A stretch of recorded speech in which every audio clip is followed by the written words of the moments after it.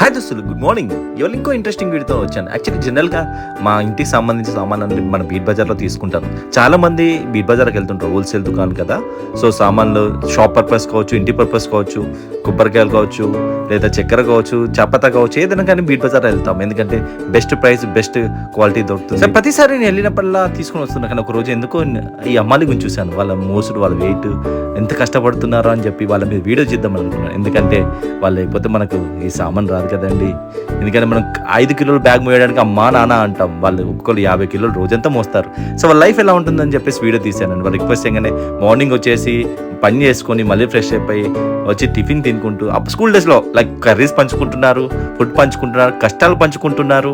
And వాళ్ళు ఒక్కొక్కరు support చేస్తున్నారండి. ఈ కాలంలో చాలా తక్కువగా ఉన్నారు ఇట్లాంటి మనుషులు. అండ్ వీళ్ళు ఎంత కష్టపడుతున్నారో ఆ కష్టం చూసి నాకైతే ఎంత ముచ్చట అనిపించింది అంటే ఆ వీడియో తీయాలనిపించింది. మన అమ్మాయిల కోసం ఒకసారి లైక్ కొట్టండి, ఫాలో అవ్వండి. థ్యాంక్